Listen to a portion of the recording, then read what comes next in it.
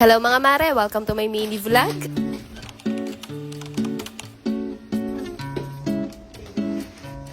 Another day, another DIY makeover na naman nga tayo dito sa aming munting tahanan. Sobrang excited nga ako ngayon dahil sa wakas nga ay maaayos na namin tong munti naming CR. Ang daming nagtatanong kung nasaan daw yung CR namin dito sa bahay at bakit parang hindi daw nila napapansin sa vlog. Ayan mga mare, andito lang sa gilid ng kusina namin itong maliit naming CR. Yan dingding na yan sa may likod ng mini pantry, ayan yung CR namin. Hindi ko talaga yan madalas pinapakita sa vlog dahil para sa akin ay hindi siya masyadong presentable. Kaya ito nga, uumpisahan na namin siyang pagandahin para sa mga susunod maisama ko na rin siya sa mga linis serye ko. Papalitan na rin namin yung pintuan dito, kaya kanina nga tinanggal na nung asawa ko yung lumang pinto. Sobrang tagal na nga nung huli namin itong mapinturahan, kaya yan at medyo nangungupas na yung pintura. Kaya ito nga, pininturahan ko na rin muna para luminis naman tignan. Etong ginamit ko palang pintura natira lang namin nung nakaraan na nag-repaint kami ng bahay. Eto nga, at pagkatapos kong magpintura ang laki na kagad nung inilinis niya.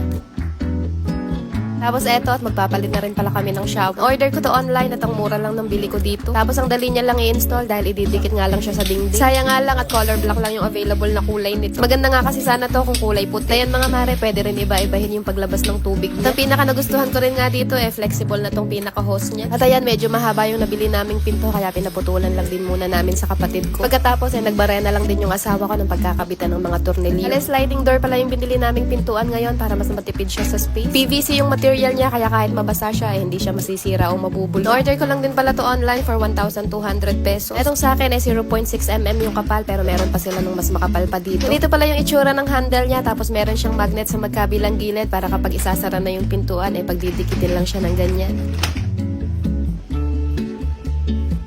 Tapos nilipat ko lang din sa side na to, etong salamin namin. Tapos eto, at nag-order lang din pala ako online itong tissue holder. Mura lang din ito mga mare, tapos dinidikit lang din siya. Ang ganda nga nito dahil meron siyang takip dito sa ibabaw, kaya kahit matilamsikan siya ng tubig, hindi mababasa yung tissue sa loob. Tapos yung pinaka-ibabaw niya, pwede pa rin mapagpatungo. Ito namang maliit na bintana dito sa may CR namin, nilagyan lang namin itong retasong screen. Tapos inibit lang namin siya ng maliliit na kahoy na retaso lang din. At ito nga mga mare, nung medyo natuyo-tuyo na yung pintura, pinaglalagay ko na rin itong mga abubot namin sa CR. Mga patungan namin na yan, ilang taon na rin nakalagay dyan. Tapos naglagay lang din ako nitong vase para may design naman ng konti. Tapos bigla akong naalala na nag-order nga din pala ako dati nitong salamin para sa CR at sobrang tagal na nga nitong nakatambak dito. Kaya ayan nga, kinabit ko na lang din. Tapos naglagay lang din pala ako nitong sabitan dito sa may labas ng pintuan. At eto nga, tingnan lang muna ulit natin yung before.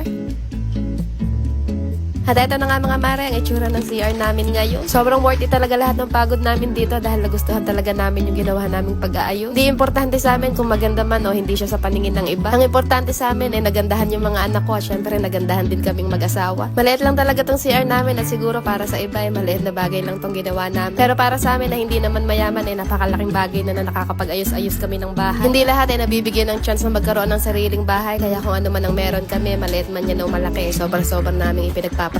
Asya kung meron pala kayong nagustuhan sa lahat ng mga na-order ko ngayon, ilalagay ko na lang din lahat ng link sa comment section. Asya paano mga mare, ayun lang muna ulit for today.